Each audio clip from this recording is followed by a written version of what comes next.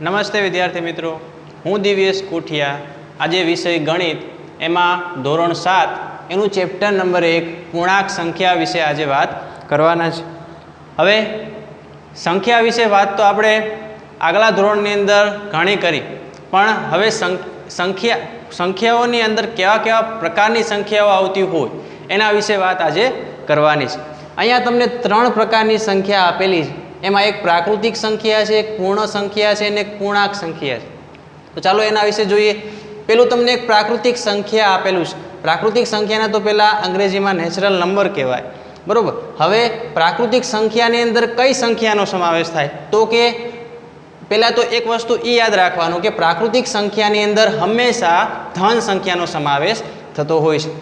આ 1, 2, 3, 4, 5 એમ આગળ સુધી અનંત સુધી જતું હશે. એટલે કે ધન 1 થી લઈને અનંત સુધીની સંખ્યાનો સમાવેશ છે એ પ્રાકૃતિક સંખ્યામાં થાય છે. હવે વાત કરીએ પૂર્ણ સંખ્યા. પૂર્ણ સંખ્યાને અંગ્રેજીમાં હોલ નંબર કહેવામાં આવે છે. હવે પૂર્ણ સંખ્યાની અંદર કઈ સંખ્યાનો સમાવેશ થાય? તો કે જે પ્રાકૃતિક સંખ્યા હતી પોતે તો આવશે, સાથે એક ઝીરોનો પણ સમાવેશ થાય છે. મતલબ કે જે તમે પ્રાકૃતિક સંખ્યા લખી છે એની અંદર એક હું ઝીરો ઉમેરી દઉં, એક ઝીરો ઉમેરી દઉં એટલે એ સંખ્યા છે એ પૂર્ણ સંખ્યા બની જાય છે. એના પછીની વાત કરીએ પૂર્ણાંક સંખ્યા. તો પૂર્ણાંક સંખ્યા એટલે કેવી સંખ્યા? તો પહેલાં પૂર્ણાંક સંખ્યાને અંગ્રેજીમાં ઇન્ટીજર નંબર કહેવામાં આવે છે. અને પૂર્ણાંક સંખ્યાની અંદર ધન, ઋણ અને ઝીરો એવા પ્રકારની સંખ્યાનો સમાવેશ થાય છે. તમને આ બાજુ જમણી બાજુ જે આપેલા છે 1, 2 આગળ જશો 3, 4, 5, 6 એમ આગળ અનંત સુધી, પછી વચ્ચે મિડલમાં 0 છે. પછી ડાબી બાજુ આવશો ત્યારે ઋણ 1, ઋણ 2, ઋણ 3, ઋણ 4 એમ આ બાજુ અનંત સુધી. મતલબ કે ધન સંખ્યા અને ઋણ સંખ્યા અને સાથે 0નો પણ સમાવેશ થાય છે. એટલે કે 3 સંખ્યાનો સમાવેશ થઈ અને પૂર્ણાંક સંખ્યા બને છે. ફરી એકવાર જોઈ લઈએ. પ્રાકૃતિક સંખ્યાની અંદર માત્ર ને માત્ર ધન સંખ્યાનો જ સમાવેશ થાય છે. પૂર્ણ સંખ્યાની અંદર ધન સંખ્યા અને સાથે એક ઝીરોનો પણ સમાવેશ થાય છે. મતલબ કે 0, 1, 2, 3 એમ આગળ અનંત સુધી. પૂર્ણાંક સંખ્યાની અંદર ધન સંખ્યા અને ઋણ સંખ્યા અને સાથે 0 એનો પણ સમાવેશ થાય છે.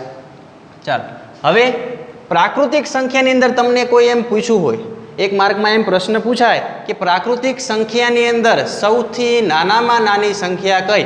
તો પ્રાકૃતિક સંખ્યા તો આપણને ખબર છે કે ધન સંખ્યાનો સમાવેશ થાય 1 થી લઈને અનંત સુધી, 4, 5 એમ આગળ સુધી હું લખું. હવે તમને એમ કે સૌથી નાનામાં નાની સંખ્યા મને કહો, તો સૌથી નાનામાં નાની સંખ્યા તમને કીધી હોય તો દેખીતું જ છે કે 1 છે એ સૌથી નાની જ કહેવાશે, કેમ કે એનાથી મોટા 2 છે, એનાથી મોટા 3 છે. આગળ જશો એટલે મોટી મોટી સંખ્યા આવતી જશે. એટલે કે પ્રાકૃતિક સંખ્યાની અંદર સૌથી નાનામાં નાની કીધી હોય તો 1 થશે. અને સૌથી મોટામાં મોટી સંખ્યા કહીએ તો સૌથી મોટામાં મોટી સંખ્યા આપણને મળે નહીં, કેમ કે આ પ્રાકૃતિક સંખ્યાની અંદર જેમ આગળ સુધી જશો એટલે ટૂંકમાં અનંત સુધી જતી હશે. એટલે કે અનંત સુધીનો કોઈ આપણને આંકડો ચોક્કસ મળતો નથી, જેથી કરીને આપણે આમાં મોટામાં મોટી સંખ્યા ગોતી શકતા નથી. એટલે સૌથી નાનામાં નાની જો સંખ્યા પ્રાકૃતિક સંખ્યામાં પૂછે તો કઈ થશે? 1 થશે. હવે પૂર્ણ સંખ્યાની અંદર તમને એમ પૂછું કે સૌથી નાનામાં નાની સંખ્યા કઈ? તો પૂર્ણ સંખ્યાની અંદર સૌથી નાનામાં નાની સંખ્યા એટલે 0 જ થશે. સામે નજર સામે જ છે, કેમ કે 0 કરતાં 1 મોટા છે, 1 કરતાં 2 મોટા છે, 2 કરતાં 3 મોટા છે. આગળ જશો એટલે મોટી મોટી સંખ્યા આવશે. આમાં પણ સેમ જ એવો પ્રશ્ન પૂછે કે પૂર્ણ સંખ્યાની અંદર સૌથી મોટામાં મોટી સંખ્યા, તો સૌથી મોટામાં મોટી સંખ્યા આપણને મળે નહીં, કેમ કે તે અનંત સુધી જાય છે. એના પછી પૂર્ણાંક સંખ્યાની અંદર સૌથી નાનામાં નાની સંખ્યા અને મોટામાં મોટી સંખ્યા પૂછે તો સૌથી નાનામાં નાની સંખ્યા. હવે ધ્યાન આપજો, પૂર્ણાંક સંખ્યાની અંદર એક ઋણ સંખ્યાનો સમાવેશ થાય. આ ઋણ સંખ્યા છે. જમણી બાજુ છે એ ધન સંખ્યા છે. વચ્ચે એક ઝીરોનો સમાવેશ થાય છે. મતલબ કે ધન કરતાં ઋણ નાના હોય, આપણને ખબર છે. ધન કરતાં ઋણ સંખ્યા હંમેશા નાની હોય. મતલબ કે તમને એમ કીધું હોય -1 એટલે કે ઋણ 1 અને ધન 1, -1 અને +1, બરાબર. એ બે વચ્ચાળે મોટું કોણ અને નાનું કોણ? તમે આગળના ધોરણની 6થા ધોરણની અંદર શીખી ગયા છો કે ઋણ 1 અને ધન 1માં મોટું કોણ? તો ખબર છે કે જે ધન હશે એ મોટું હશે, તો ઋણ 1 કરતાં ધન 1 મોટા થશે. ઋણ 1 કેવા હશે? નાના હશે. સમજાય છે? એટલે સૌથી નાનામાં નાની કીધું હોય તો તમારે કઈ બાજુ આવવું પડશે? ડાબી બાજુ આવવું પડશે. ડાબી બાજુ જાશો તો તમને ઋણ 1 મળશે. હવે ઋણ 1 કરતાં નાના કીધા હોય તો ઋણ 2 નાના થાય. જોજો 1 અને 2 માં નજર ન કરતા નિશાનીમાં નજર કરજો કે ઋણ 1 કરતાં ઋણ 2 નાના થશે, ઋણ 2 કરતાં ઋણ 3 નાના થશે, ઋણ 3 કરતાં ઋણ 4 નાના થશે. સમજાય છે? એટલે જેમ જેમ તમે ડાબી બાજુ જશો એમ એમ તમને નાની નાની સંખ્યા મળતી જશે. ચાલો આગળ જશો એમ નાની સંખ્યા મળશે તો એ અનંત સુધી જાય છે. અનંત સુધી જાય છે તો અનંત સુધી જતી હોય તો આપણને સૌથી નાનામાં નાની સંખ્યાનો કોઈ ચોક્કસ આંકડો મળે નહીં. અને એવી જ રીતે તમે જો જમણી બાજુ જાશો અનંત સુધી તો તમને સૌથી મોટામાં મોટી સંખ્યા મળશે, પણ એનો કોઈ આપણને ચોક્કસ આંકડો મળતો નથી. જેથી કરીને આપણે એમ ન કહી શકીએ કે પૂર્ણાંક સંખ્યાની અંદર કોઈ સૌથી નાની સંખ્યા અને સૌથી મોટી સંખ્યા આપણને મળી શકે. ચાલો સંખ્યાઓની અંદર આપણે 3 પ્રકારની સંખ્યા વિશે વાત કરી.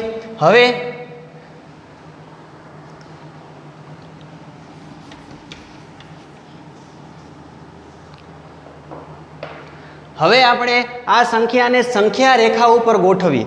કઈ સંખ્યા? પૂર્ણાંક સંખ્યાને. ચાલો પૂર્ણાંક સંખ્યાને સંખ્યા રેખા ઉપર ગોઠવવી છે. સંખ્યા રેખા ઉપર તો સૌથી પહેલા મારે એક રેખા બનાવવી પડશે. ધોરણ 6 ની અંદર આપણે સંખ્યા રેખા શીખી ગયા છે. એક રેખા બનાવી દીધી છે. રેખાની અંદર આ પૂર્ણાંક સંખ્યાને મૂકવી છે. શું કરશો? સૌથી પહેલા તો મધ્યમાં એક 0 ને મૂકશું. મૂકી દીધો. મૂક્યા પછી આપણે જમણી બાજુ છે એ ધન સંખ્યા મૂકશું. ધન એટલે કે આથી 0 થી આગળ જશું, 0 થી આગળ જશું એટલે 1 મળશે, 1 પછી 2, 2 પછી 3, એમ એમ આગળ સુધી જતા જશું. આ એરો છે એનો મતલબ એવું છે કે તે આગળ ને આગળ વધ્યા કરે છે, અનંત સુધી જતી રહે છે. એવી જ રીતના 0 થી તમે જો ડાબી બાજુ આવશો, 0 થી જ્યારે ડાબી બાજુ આવશો તો ઋણ સંખ્યાઓ મળતી હશે. ઋણ 1, ઋણ 2, ઋણ 3, ઋણ 4, હજી આગળ જતી હશે. એરોનો મતલબ તો મેં તમને કીધું કે આગળ સુધી જતું રહે છે, મતલબ કે અનંત સુધીની સંખ્યા આપણને મળતી હશે. આને આ પૂર્ણાંક સંખ્યાને આપણે સંખ્યા રેખાની અંદર ગોઠવી દીધી. તો સંખ્યા રેખા એટલે શું કીધું? સંખ્યા રેખાની અંદર ધન સંખ્યા પણ આવશે, ઋણ સંખ્યા પણ આવશે અને સાથે 0 પણ આવશે. ચાલો હવે સંખ્યાઓની અંદર આપણે 3 પ્રકારની સંખ્યા જોઈ, સંખ્યા રેખા જોઈ. હવે આના ઉપરથી તમારે કોઈ દાખલા ગણવાના થાય. સરવાળા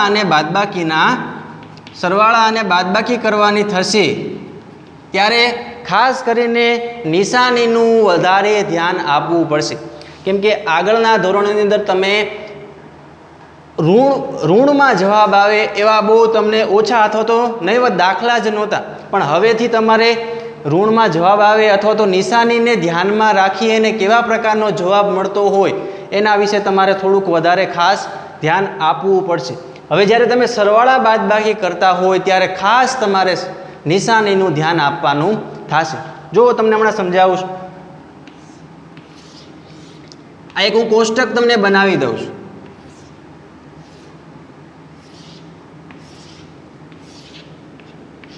હવે ધ્યાન આપ. જો 2 નિશાની સરખી હોય, જેમ કે ધન અને ધન હોય, કોઈ 2 સંખ્યા આપેલી હોય, એ 2 સંખ્યાનો તમારે સરવાળો બાદબાકી કરવો છે તો સરવાળો બાદબાકી કરવા માટે તમારે એ 2 સંખ્યાની નિશાની ચેક કરવી પડે.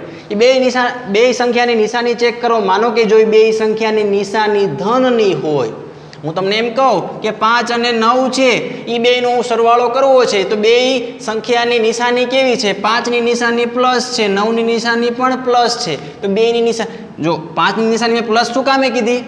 યાદ રાખજો કે કોઈ પણ ધન સંખ્યા હોય, આ બધી ધન સંખ્યા છે, આ ધન સંખ્યા છે.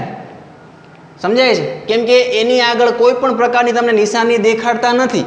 નિશાની નથી દેખાડતા એનો અર્થ એવો થશે કે આગળ કઈ નિશાની ન હોય તો એ કેવી હોય? ધનની હોય. આગળ કઈ નિશાની ન હોય તો એ ધનની હોય. મતલબ કે તમને આ 5 આપેલા છે એ કેવા છે? ધન 5 છે. તો આ ધન 5 અને ધન 9 એ બેયનો મારે સરવાળો કરવો છે તો કેમ થશે? તો આ નિશાની, આ કોષ્ટક તમારે એક ખાસ કરીને યાદ રાખવું પડશે. પણ એ કોષ્ટક બહુ કાંઈ અઘરું છે નહીં, સાવ સહેલું ને સિમ્પલ છે. જો 2 સરખી નિશાની હોય, બે સરખી નિશાની હોય ત્યારે હંમેશા સરવાળો કરવાનો. જો બે અલગ અલગ નિશાની હોય, સોરી બે આ ઋણ છે એ ઋણ એ પણ બે સરખી નિશાની છે, એ તો બે સરખી નિશાની હોય તો એનો પણ સરવાળો કરવાનો. અને જો બે અલગ અલગ નિશાની હોય, એક તમને વત્તા આપેલા હોય, એક તમને ઓછા આપેલા હોય, તો વત્તે ઓછે શું કરશો? ઓછા કરવા પડશે. ઓછે વત્તે શું થશે? એમાં પણ ઓછા થશે. મતલબ કે તમારે ટૂંકમાં એટલું યાદ રાખવાનું છે, જો બે નિશાની અલગ અલગ હોય, આ બેમાં અલગ અલગ છે, જો બે નિશાની અલગ અલગ હોય તો તમારે બાદબાકી કરવાની. અને બે નિશાની સરખી આવતી હોય, બે નિશાની સરખી આવતી હોય તો તમારે શું કરવાનું? સરવાળો કરવાનો. આટલું થઈ ગયું. હવે તમે સરવાળો કરી દીધો, ચાલો આ ધન બેયની ધન નિશાની છે એટલે શું કરશો? સરવાળો કરશો. 5 અને 9નો સરવાળો કર્યો એટલે શું થયું? 14 થયું. બરોબર, 5 અને 9નો સરવાળો કરો એટલે 14 થયું. હવે આમાં તમારે નિશાની મૂકવી હોય, હજી તમારે જવાબ આવ્યા પછી પણ નિશાનીનું ધ્યાન રાખવાનું છે. હા, કેમ કે સરખી નિશાની હોય, અલગ અલગ નિશાની હોય, અને જવાબ આવી ગયા પછી જેની જે સંખ્યા સૌથી મોટી હોય તેની નિશાની મૂકવી. જવાબ મળ્યા પછી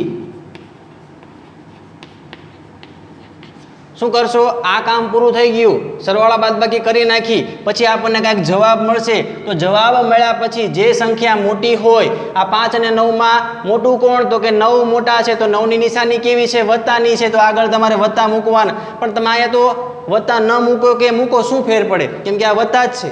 સમજાઈ ગયું? એટલે આમાં આ પહેલામાં એક આ નિયમ લાગુ ન પડે, બાકી આ 3 તમારે ખાસ ધ્યાન આપવાનું છે. બરોબર, એટલે શું કરશો? જવાબ મળ્યા પછી જે સંખ્યા સૌથી મોટી હોય, આ બેમાં મોટું કોણ? તો કે 9 મોટા, તો જે મોટી હોય તેની નિશાની તમારે ફરજિયાત ત્યાં મૂકવાની. તો 9ની નિશાની પ્લસ, તો પ્લસ મૂકવા. બરોબર, ન મૂકો તો પણ ચાલે.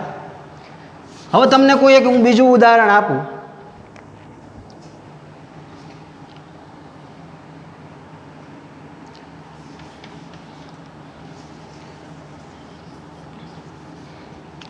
જોજો, હવે તમને હું કોઈ બીજું ઉદાહરણ આપું કે જેની નિશાની થોડીક અલગ હોય. હું તમને એમ કહું કે 15 ઓછા 13 આવું લખેલું છે, તો 15 ઓછા 13 આનો તમારે સરવાળો બાદબાકી કરવાનું છે. તો સૌથી પહેલાં શું કરવાનું છે? નિશાની ચેક કરવાની. એક સંખ્યા ધન હોય, બીજી સંખ્યા પણ ધન હોય તો ધન થાય. એક સંખ્યા ઋણ હોય, બીજી સંખ્યા ઋણ હોય તો એ ધન થાય. એટલે કે એ સરવાળો કરવાનો. અહીંયા જો હજી આ એક સંખ્યા છે, આગળ કાંઈ નથી આપેલું, તો મતલબ કે એ ધન હોય, પ્લસ હોય, તો એ 15 છે એ પ્લસ છે, 13 છે એ ઓછા છે, એટલે કે માઇનસ છે. મતલબ કે એક વત્તાની નિશાની છે, એક ઓછાની નિશાની છે. મતલબ આ બે નિશાની કેવી છે? અલગ અલગ છે. એક વત્તાની છે, એક ઓછાની છે. બે નિશાની અલગ અલગ હોય તો ફરજિયાત તમારે શું કરવાનું? બાદબાકી જ કરવાનું. આવું હોય તો પણ બાદબાકી કરવાનું. સમજાય? એક વત્તાની છે, એક ઓછાની છે, ફરજિયાત 15 અને 13ની બાદબાકી કરો. મોટામાંથી નાનું બાદ કરો, 15માંથી 13 જાય એટલે 2 વધે. આ નિશાની ઘડીક ભૂલી જાઓ, ખબર પડી ગઈ બાદબાકી કરવાની છે. 15માંથી 13 કાઢો, 2 વધ્યા. પછી શું કરવાનું? જવાબ મળ્યા પછી જે સંખ્યા મોટી હોય, સૌથી મોટી હોય તેની નિશાની મૂકવી.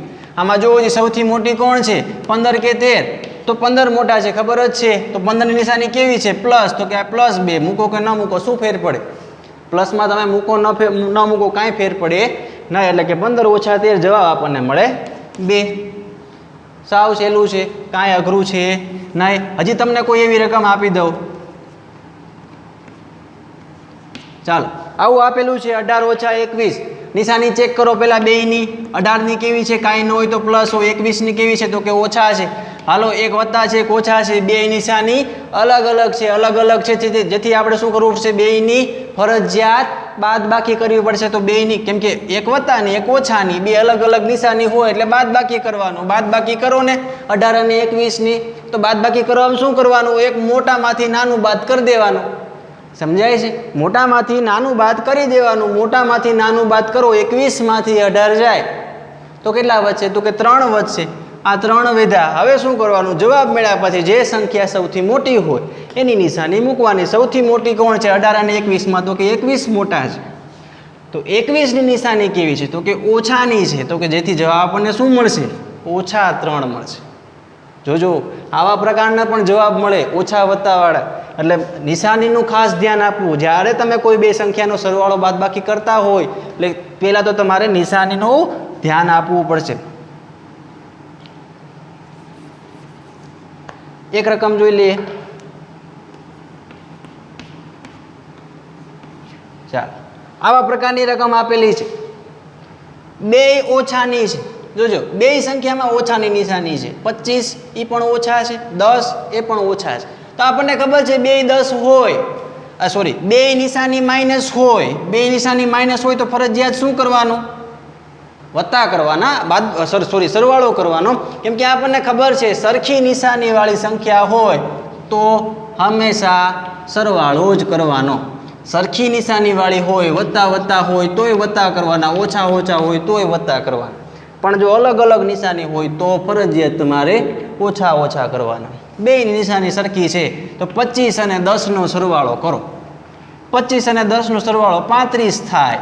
અને મોટા પદની નિશાની મૂકવી પડશે ને, કેમ કે જવાબ મળ્યા પછી જે સંખ્યા સૌથી મોટી હોય એની નિશાની મૂકવી. તો સૌથી મોટી કોણ છે? તો કે 25 છે. નિશાની કેવી છે? તો કે ઓછાની છે. ઓછા મૂકો તો -35 મળે. આ આપણો જવાબ. સાવ સરળ છે. જેમ જેમ આપણે આગળ દાખલા ગણતા જઈશું એમ તમારી પ્રેક્ટિસ થતી જશે. અને ખાસ કરીને આ એક મેથડ યાદ રાખશો એટલે ક્યારેય સાદુરૂપ આપવામાં તકલીફ થશે નહીં.